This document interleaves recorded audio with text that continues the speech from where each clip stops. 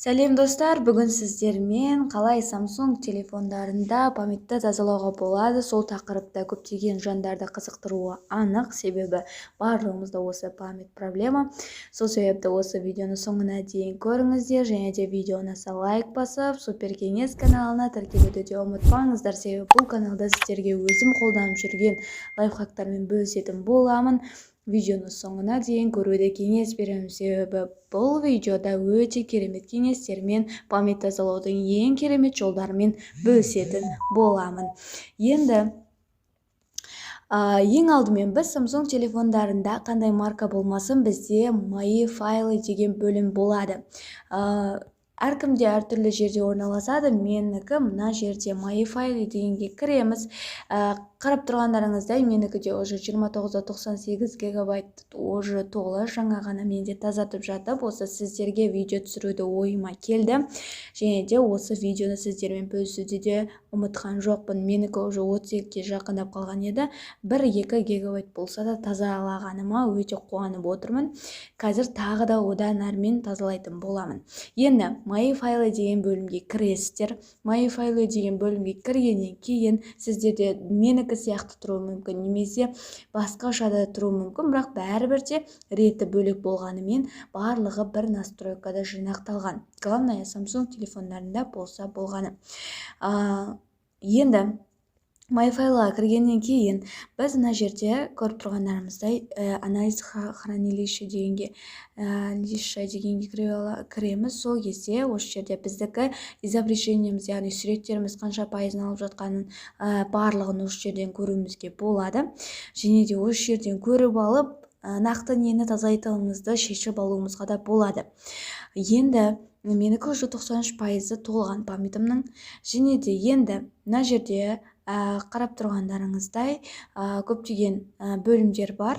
Осы жерде бөлімдерді, мына жердегі бөлімдердің барлығын тазалауымызға болады. Егер сіздерге уже керек емес дүниелер болса, осы жерден кіріп тазаласаңыз болады. Ал корзинаға бізге вообще керек емес дүниелерді мына жерде тұрған 3 нүктені басып корзина бөліміне кіреміз. Және де осы жерде тұрған, яғни біз өшіріп тастаған, бірақ корзинада сақталып тұра беретін дүниелер де бар. Енді мына жерде менің өзім нелеріме кіретін болсам, мына жердегілер, бұның барлығы уже өшірілген, но корзинада сақталған. Бірақ бұның барлығы менің памятімді алып тұр. Сол себепті бұның барлығын өшіреміз. Осылай сіздерде қарап, өздеріңізге керек емес дүниелерді өшіріп тастап, бірақ сонда да телефон сақтап жүрген болса, сіздерді іздестіріп көріңіздер. Мысалы, менде мынау документтер қазір вообще керек емес, но сонда да менің телефонымда сақталып память алып тұр. Енді удалить етеміз. Удалить жасаймыз осылай. Осылай жасағаннан кейін, мына жерде уже корзинада ешқандай 30 күннің ішінде түскен ешқандай фото немесе видео ешқандай нәрсе қалмады. Сіздерде осы корзинаны тазалаңыздар ең алдымен. Және де енді бұдан кейін біз последние файлы дегенге кіретін болсақ, бұл маған уже керек дүниелер. Мына жердің барлығына кіріп көреміз. Және де егер өзіңізге керек емес дүниелер болса, осы жерде өшіреміз барлығын. Және де енді біз тағы да басқа жолын үйретемін дедім. Осылай тазалап тұрсаңыздар да болады күнделікті. Және де одан кейін біз мысалы настройка бөліміне кіреміз. Енді тағы да керемет бір жолын ұсынамын.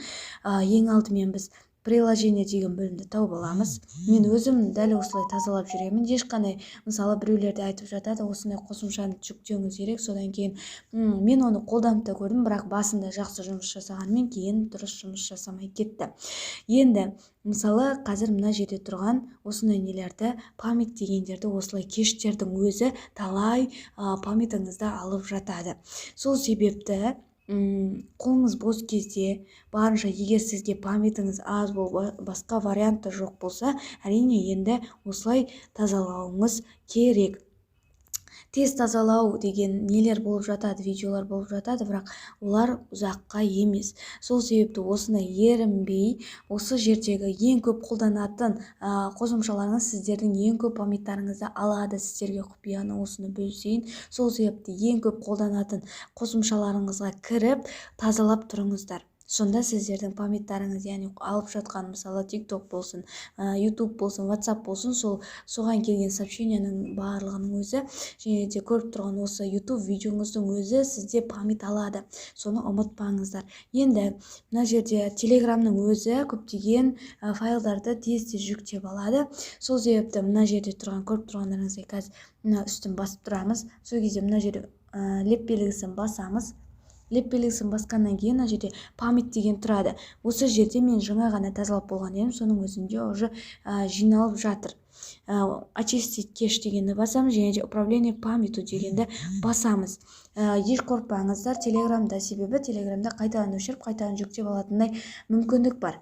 Енді осы жерде біз мына жерде очистить базу дегенді тазалап тұрсақ, бізде көптеген фото, видеоларымыз өзі біз көрмесек те жүктеліп жатады Телеграмда. Осыны тазалап тұрсақ, бізде әжептәуір памятіміз бізде тазаланатын болады. Мен өзім, жеке өзім осылай тазалап жүрмін қазіргі таңда. Және де ал қалғандары уже Bleingның алып жатқан қосымшаларымның гигабайттары, яғни ол тек қана пайдалы дүниелерге кетіп жатыр. Сол себепті сіздер де менің лайфхактарыммен қолданып көріңіздер. Егер пайдалы болып жатса, видеоға лайк басып, каналға тіркелуді ұмытпаңыздар. Осы әдістермен қанша гигабайтыңызды тазаладыңыз, соны да комментарийға жаза кетуді ұмытпаңыздар. Супер кеңес каналымен дос болыңыздар, себебі Супер кеңес каналында әрдайым супер кеңестер шығып отыратын болады. Келесі кездескенше қош сау болыңыздар.